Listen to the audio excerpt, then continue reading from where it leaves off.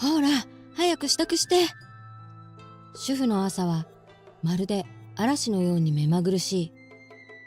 未就学児の子供を起こし、食事をさせて着替えを促す。その間に自分の準備と後片付けを終え、洗濯物を干すと保育園まで自転車を走らせる。やっぱり電動にしてよかった。長い上り坂の先にある保育園。電動自転車のペダルを漕ぎながら少し奮発して買ったこの新しい自転車を誇らしげに見つめた。娘を保育園に預けてそのまま会社に出勤。朝一のプレゼンもたまった仕事も今日は笑顔で乗り切ることができる。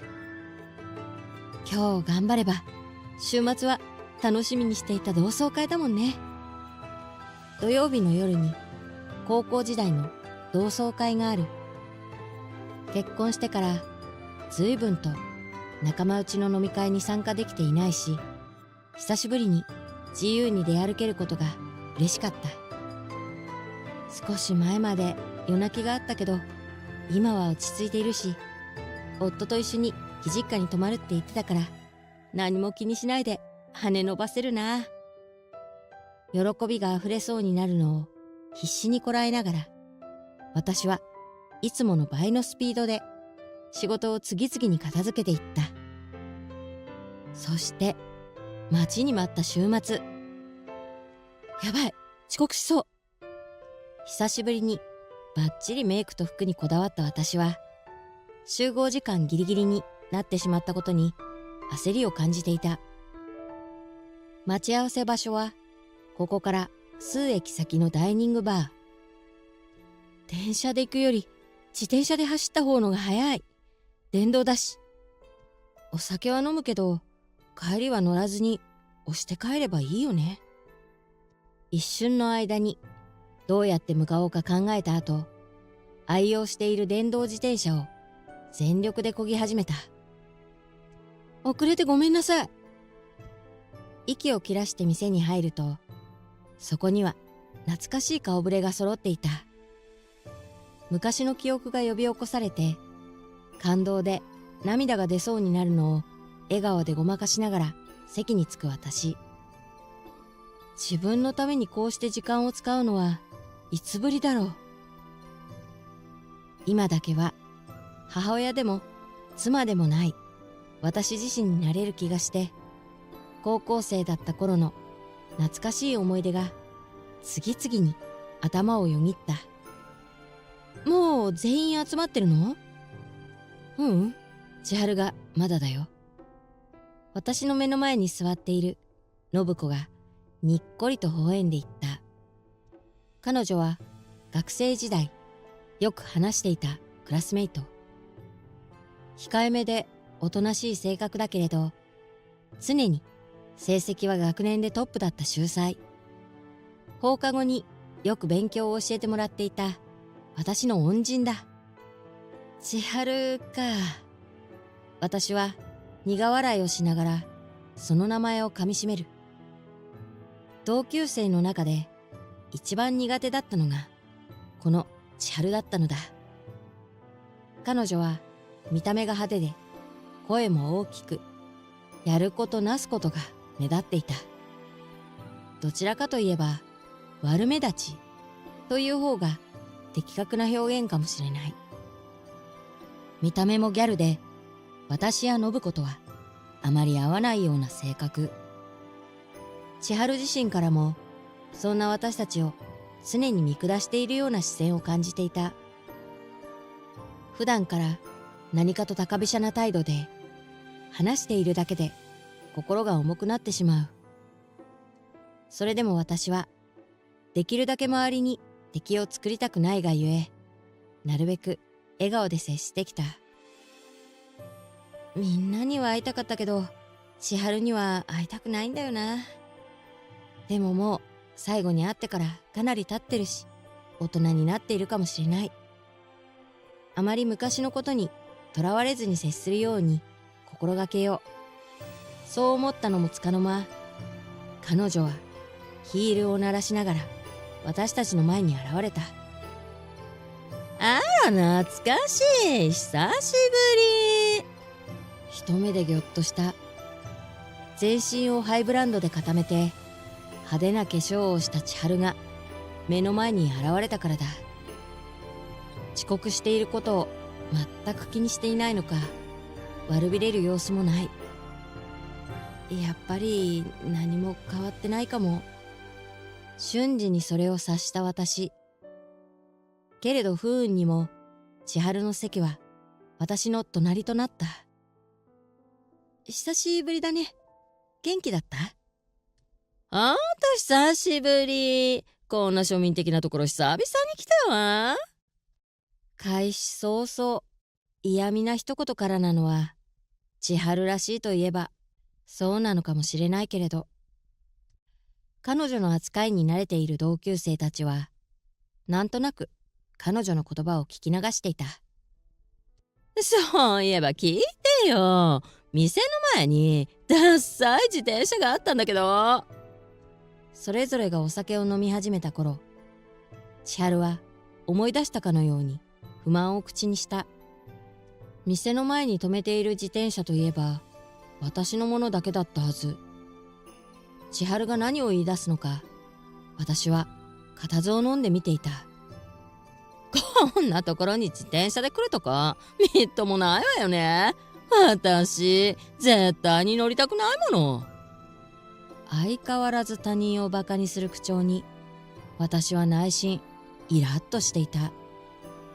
彼女が乗りたくないと酷評したあの自転車は私が夏のボーナスから奮発して買ったもの。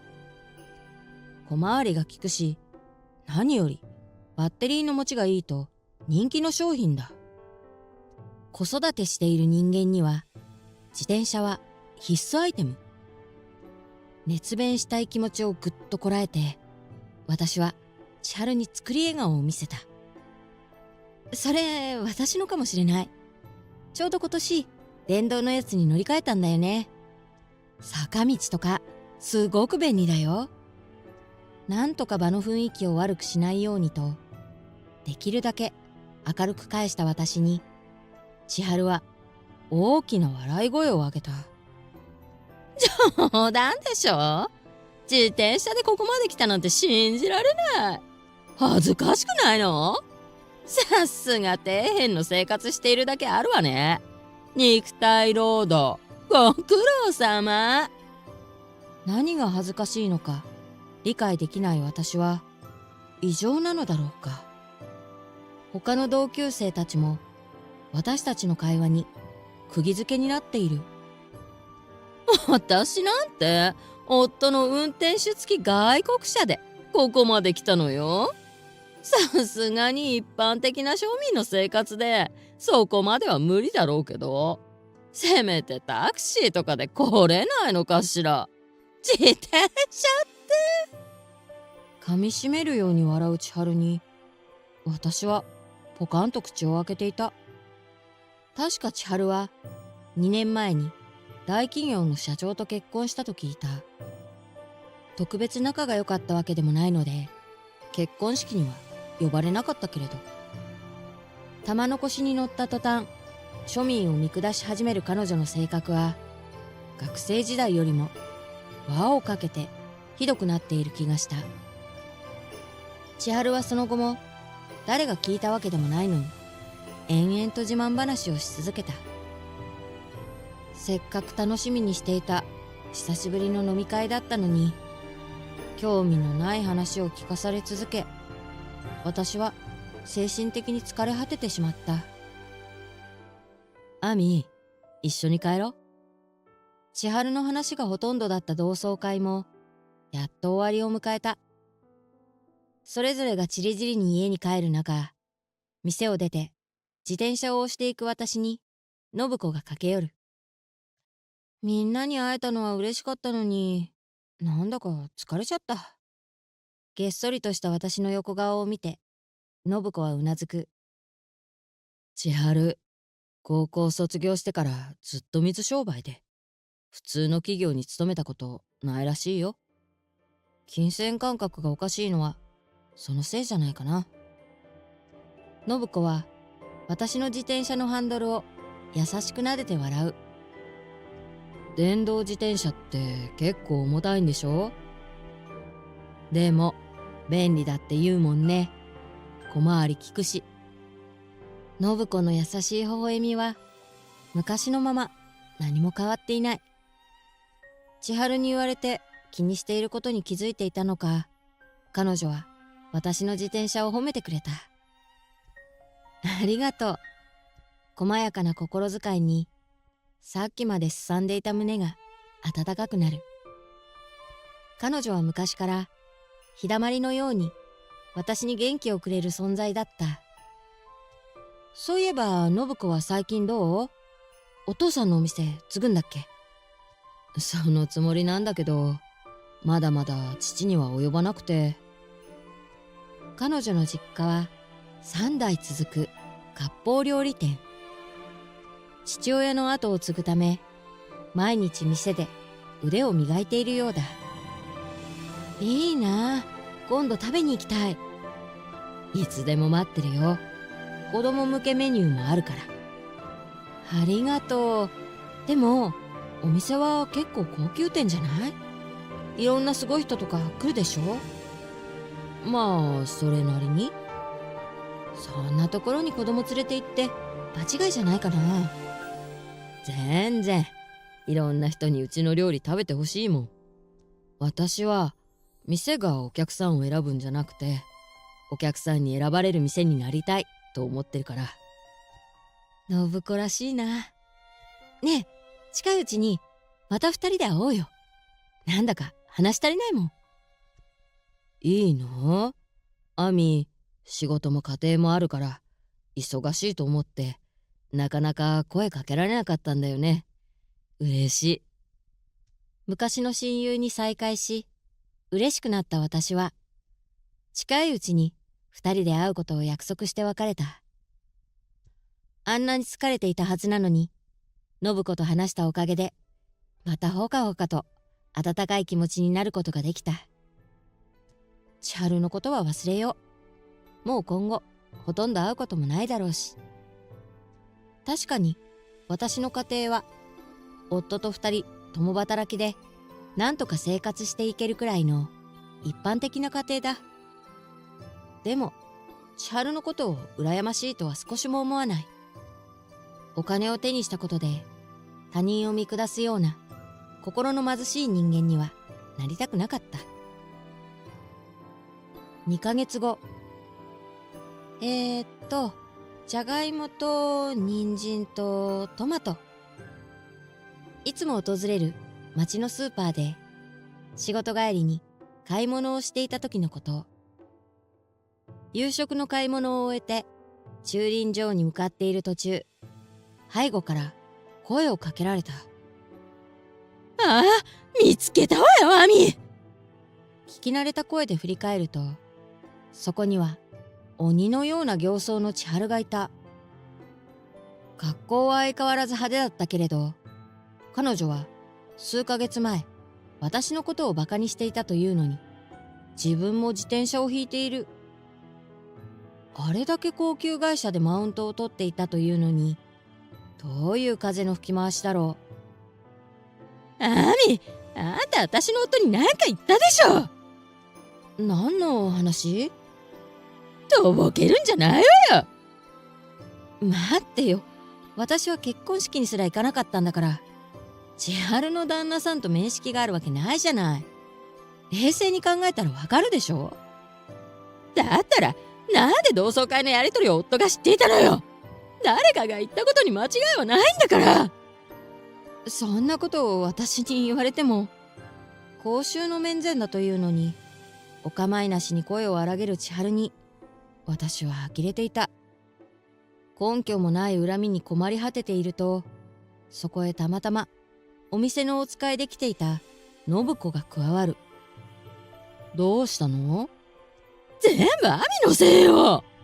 千春は否定する私をよそにこれまでの経緯を話し始めた。どうやら同窓会から1ヶ月後、突然夫に離婚を切り出されたらしい。千春の価値観が外れすぎていて恥ずかしいと怒り出したというのだ。その発端が同窓会で千春が私の自転車をバカにしていた話が持ち上がったので、私が旦那さんに告げ口したと思い込んでいたようだ。それを横で聞いていた信子はにっこりと微笑んで口を開いた。その話を旦那さんに話したのは私よ。まさかの発言に私も千春も驚きであっけに取られてしまった。言ってなかったけど、千春の旦那さん、うちの常連さんなの。信子の家の店は接待でも使われるような高級店。そう言われて納得してしまった。信子は千春の旦那さんと接点がありながらも、それを千春に隠していたのだ。あんたが私の陰口を夫に吹き込んだの？今にも飛びかかりそうな勢いの千春を前に、信子は笑顔を崩さない。陰口なんて言ってないよ。ただこの間の同窓会で千春が話していたことをそのままお話ししただけ。誇張もしていないはずだし、外国車を自慢しながらダイニングバーの比較的安いワインをたくさん飲んでましたって。鉄壁の笑顔の裏に明らかに燃えるような怒りを感じ取れた。信子は千春に対して直接的に話すのではなく、彼女の一番ステータスであるハイスペック夫を経由して今までの行動を分からせていたのだ。得意先での接待だったみたいですごく汗をかかれていたわ。あと千春が見せてくれたハイブランドの服や靴の話もしておいた。奥さんに常にいいものをつけさせるなんてよっぽど愛妻家なんですねって。あんたのせいだったの？どうやら千春の離婚原因には価値観の違いの他に浪費癖のひどさというところにも及んでいたらしい。旦那さんの知らないところで旦那さんのカードを使って買い物していた千春。あまりの浪費に旦那さんも値を上げてしまったようだ。もともと千春は世間知らずで手に職もなければ資格もない。中身が空っぽで年齢だけ重ねていく妻よりも若くて綺麗なキャバ嬢にお金を使う方が有意義だとはっきり言われてしまったらしい。その言葉がプライドの高い千春に突き刺さったのは言うまでもない。自分の価値が若さと美しさだけだったということに気づかされた時にはもう何も残っていない。夫に離婚された千春には惨めに実家に戻って庶民の生活に逆戻りだ。何度も言うように私は千春の自慢話をそのまま旦那さんに話しただけよ。それで怒られるのはちょっとよくわからないな。信子のひょうひょうとした態度に私も思わず吹き出してしまう。つかみどころのない信子の反応、やり場のない怒り。千春は歯を食いしばりながら大地を踏みしめて私たちのそばから離れていった。ごめんね、変なことに巻き込んじゃって。ふふふ、なんだかスカッとしちゃった。きっと本人に直接私たちが何か言ったってダメージなかっただろうし。みんな一生懸命生きているんだから、それをバカにする権利は誰にもないと思う。あの子ももっと自分でお金を稼ぐ大変さを知る必要があると思うわ。そう言って信子は私と別れ店に戻っていった。彼女の言葉が脳裏でずっと響いている。私ももっと自分の仕事に誇りを持とう。毎日の生活、大変なこともあるけれど当たり前のことなんて何一つない。それを再確認させられるような出来事だった。1年後、私は相変わらず平和な家庭で生活している。会社でも自分の力を最大限に引き出せるような努力をしながら、家庭も大事にして、毎日自分を褒めるようになった。信子と再会し、彼女の生き方がとてもかっこいいと思った。一人の女性として尊敬できる存在。彼女に刺激された面はとても大きい。千春とはあれから顔を合わせていない。同級生たちの噂では、本格的に離婚が成立して実家に戻ってきたけれど、結局生活水準は下げられずに多方面から借金をして首が回らなくなったらしい。セレブ生活を堪能していた砂の城は簡単に跡形もなく消え去ってしまったようだ。他人に頼る前に自分の足でちゃんと立てなければ何事もうまくいかない。自分の人生は自分だけのものだから。